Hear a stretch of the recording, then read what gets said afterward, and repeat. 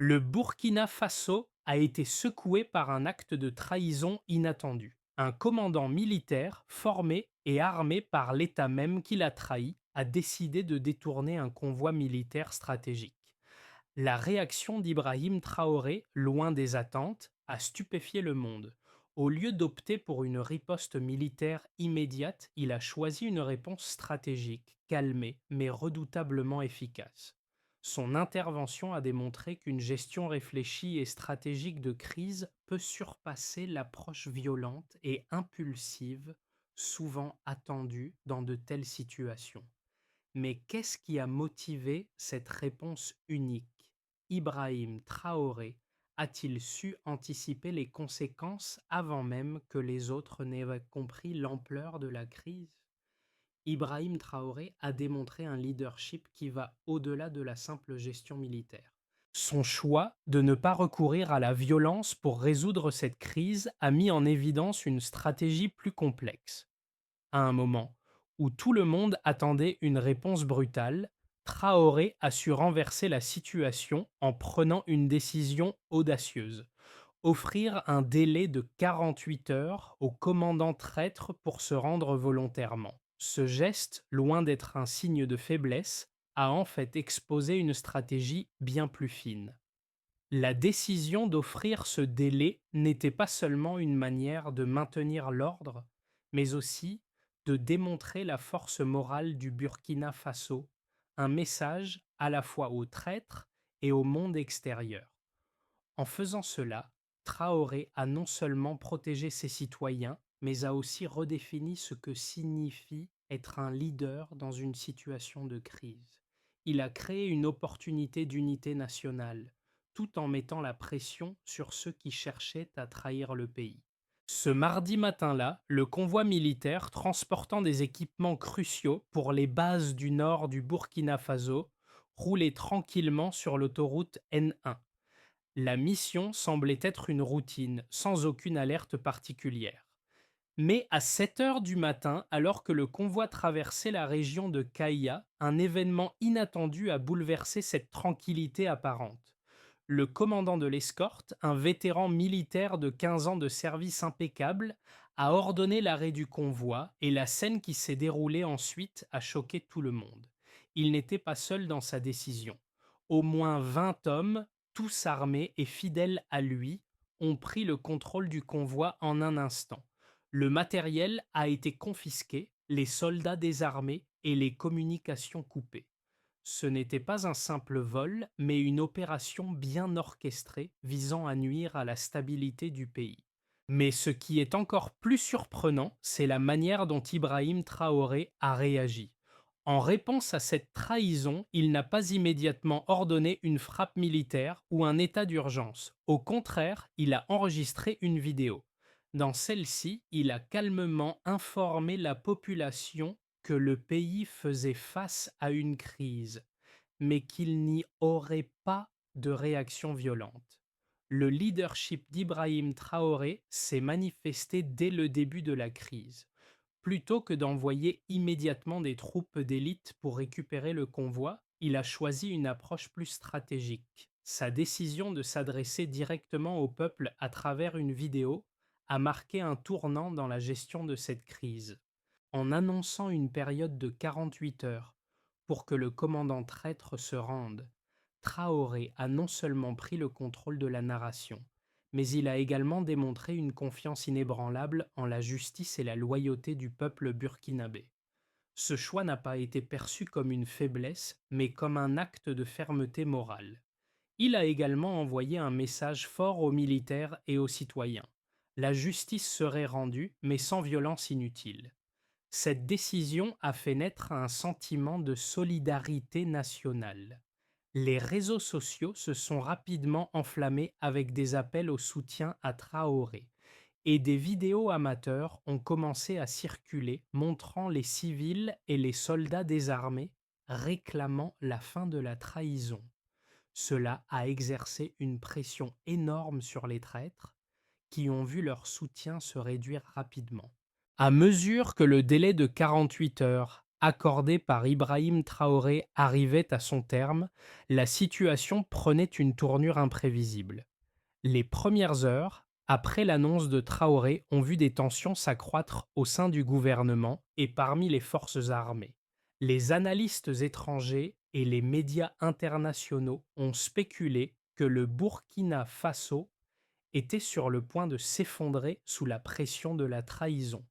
Mais Traoré, loin d'être affecté par cette pression externe, a gardé son calme et son autorité. Au lieu de forcer la main des traîtres avec une action militaire, il a laissé le temps travailler en sa faveur. Le délai a permis de faire ressortir les véritables intentions des trahisseurs. Les vidéos anonymes des soldats qui avaient fui le camp du commandant ont commencé à circuler, montrant des témoignages de trahison et des indices cruciaux. Celles-ci ont montré que le convoi militaire avait été arrêté juste devant une école pleine d'enfants. Ce détail a profondément choqué la population car il soulignait le danger que la trahison aurait fait courir à des civils innocents. Cette révélation a renversé la dynamique de la crise. Les traîtres, désormais isolés et sous pression, ont commencé à se défaire les uns des autres. La situation a évolué lorsque, dans les dernières heures, des soldats fidèles au commandant ont commencé à déserter. Ils ont fait part de leur déception et de leur peur de mourir pour une cause qu'ils n'avaient pas choisie. À ce moment-là, la crise prenait une tournure totalement différente. Traoré savait que la pression psychologique, couplée à la fuite des hommes du commandant, allait faire s'effondrer le réseau de soutien autour de lui. Le 48e jour, alors que le délai donné par Ibrahim Traoré touchait à sa fin, une pression sans précédent s'exerçait sur le commandant traître. Les preuves de la trahison se multipliaient, renforçant la position de Traoré. La première preuve clé a été la diffusion de vidéos montrant des soldats capturés en train de témoigner de la manipulation et de la tromperie subie. Mais ce n'était pas tout. Un autre élément crucial a été l'exposition des réseaux financiers qui soutenaient le commandant et ses alliés. Un contrat signé 6 mois plus tôt a été divulgué, montrant que le commandant traître avait été promis une somme faramineuse de 3 millions de dollars, ainsi qu'un manoir à Dubaï, en échange de sa participation à des complots visant à déstabiliser le pays. Le contrat était légitime, avec une signature vérifiable et des transferts bancaires documentés. Cette révélation a eu un effet dévastateur sur le commandant et ses soutiens. En effet, la légitimité de Traoré a été renforcée par la transparence des preuves. En exposant cette réalité au grand jour, Traoré a montré que la trahison n'était pas seulement une question de politique ou de stratégie, mais qu'elle avait des racines profondes dans des intérêts financiers personnels. Cela a également affecté l'opinion publique internationale, qui a commencé à voir Traoré sous un jour nouveau, comme un leader fort et moralement juste. L'approche d'Ibrahim Traoré a été soumise à des critiques sévères dès le début de la crise. Certains analystes ont vu dans sa décision de donner un délai de 48 heures un signe de faiblesse, pensant qu'il montrait une trop grande indulgence face à la trahison. De plus, l'idée de ne pas envoyer immédiatement des troupes d'élite pour récupérer le convoi était perçue comme un manque de fermeté. Cependant, une analyse plus approfondie révèle une autre dimension dans la stratégie de Traoré. D'un côté, il aurait pu céder à la pression et recourir à la force militaire, mais cela aurait entraîné des pertes humaines et aggravé la crise. D'un autre côté, en choisissant une approche plus lente et calculée, Traoré a non seulement évité des confrontations violentes, mais a aussi montré au monde entier qu'il pouvait résoudre une crise complexe sans recourir à la force. La stratégie de Traoré était donc avant tout une manœuvre psychologique. Il a compris que la pression morale et publique serait bien plus efficace que n'importe quelle action militaire. Le choix de donner un délai et de faire preuve de transparence avec la population a permis de retourner la situation en faveur du gouvernement. En exposant les traîtres et leur réseau, Traoré a non seulement pris le contrôle de la situation, mais a aussi renforcé sa position morale en tant que leader. Cela a permis de renforcer la confiance du peuple burkinabé dans ses capacités de gestion de crise et dans son intégrité en tant que dirigeant. Il ne s'est pas passé grand-chose pendant les dernières heures du délai imposé par Ibrahim Traoré.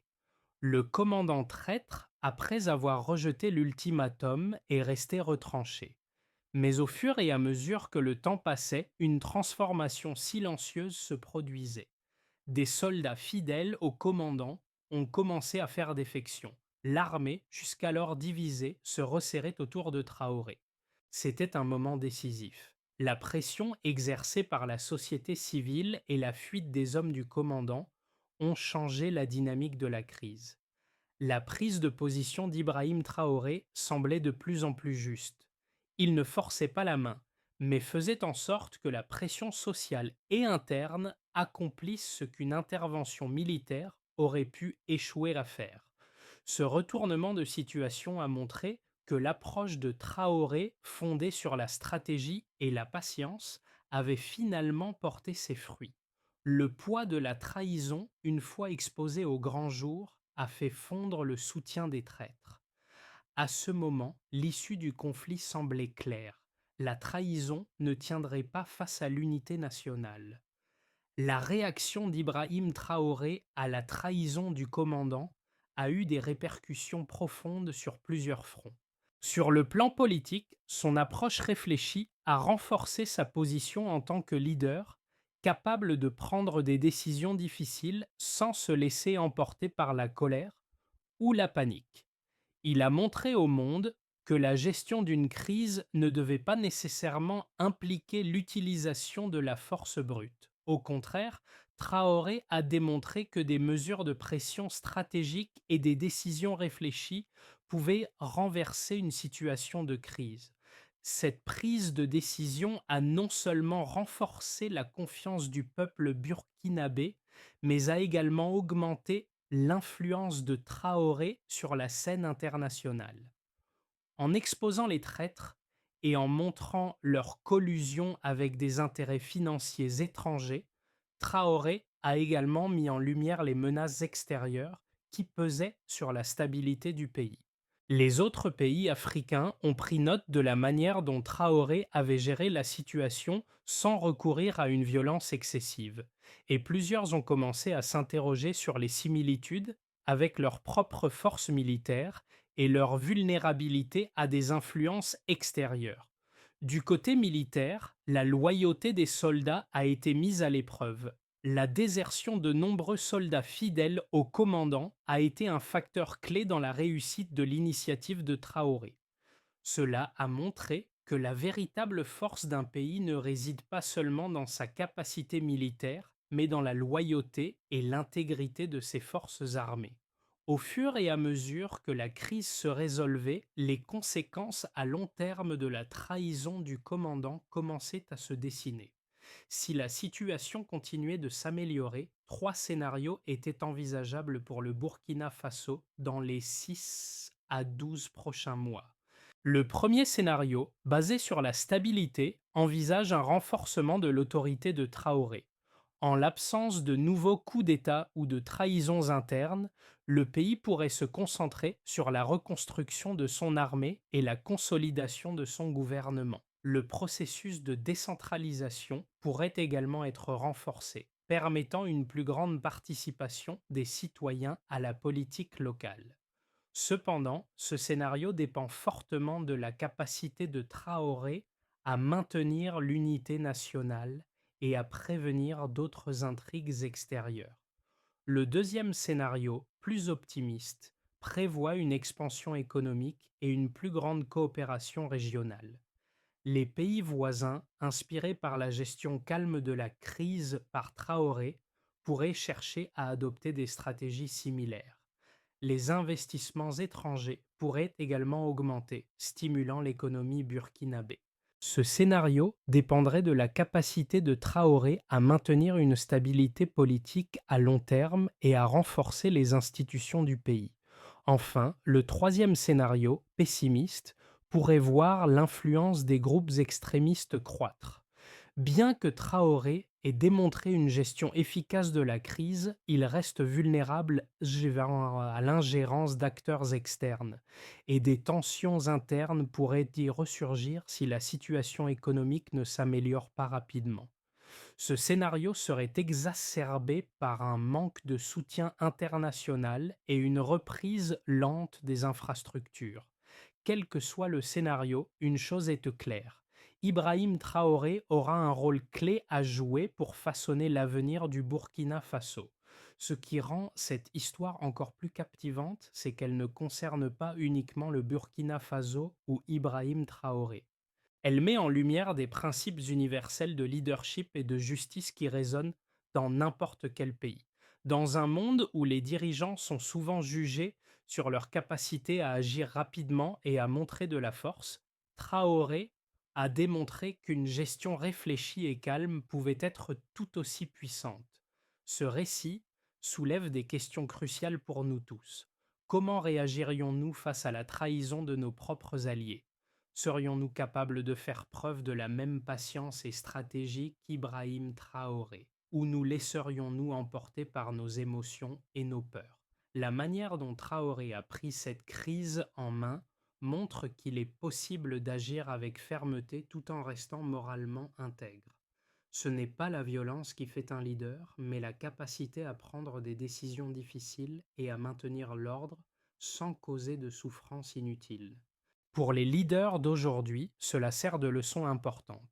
La gestion de crise ne consiste pas uniquement à résoudre un problème immédiat, mais à assurer une vision à long terme pour la paix et la stabilité.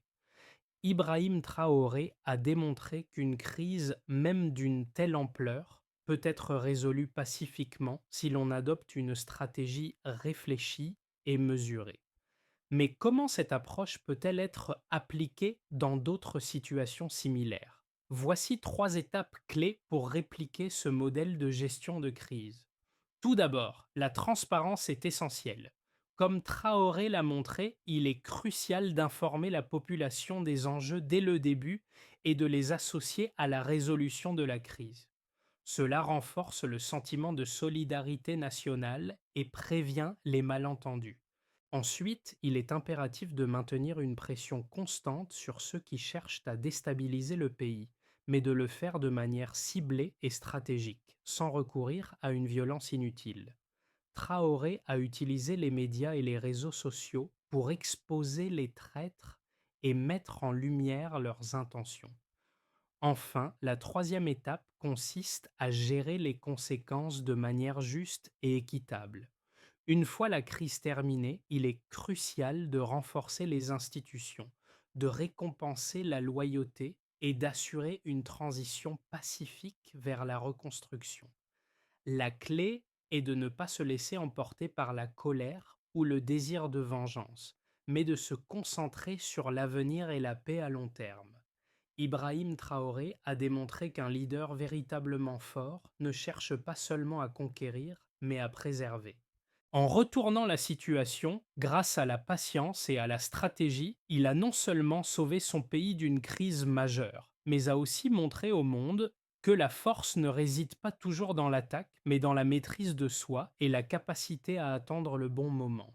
Ce n'est pas seulement une victoire pour le Burkina Faso, mais un exemple de leadership moral pour le monde entier. Le chemin parcouru par Traoré a été long et semé d'embûches, mais il a su garder sa vision claire. La justice doit primer sur la vengeance et la loyauté sur la trahison. Ce n'est pas dans l'explosion de la colère qu'on trouve la véritable puissance, mais dans la résolution calme de défis complexes. À travers cette histoire, Traoré a non seulement restauré la stabilité nationale, mais a laissé un héritage précieux, celui d'un dirigeant capable de prendre des décisions difficiles tout en préservant la dignité humaine. Son exemple résonne au-delà des frontières du Burkina Faso et rappelle à tous que parfois la meilleure réponse à une crise est simplement de ne pas céder à la violence. Alors que l'histoire d'Ibrahim Traoré se propage à travers le monde, Il est important de réfléchir à ce qu'elle nous enseigne sur la gestion des crises et le leadership. Comment appliquons-nous ces principes dans nos vies? Et dans vos propres communautés ou organisations, existe-t-il des situations où la patience et la stratégie pourraient remplacer la violence ou les solutions immédiates? L'exemple de Traoré montre que la véritable force réside dans la capacité à rester calme face à l'adversité et à toujours garder une vision à long terme. Chaque leader, qu'il soit à la tête d'une nation ou d'une petite équipe, peut apprendre quelque chose de cet épisode. Que vous soyez un dirigeant ou un citoyen, il est crucial de se rappeler que le véritable leadership ne se mesure pas à la rapidité d'action, mais à la sagesse et à l'intégrité dont on fait preuve dans les moments les plus difficiles. Et vous, quelle action pouvez-vous entreprendre pour appliquer cette leçon dans votre propre vie?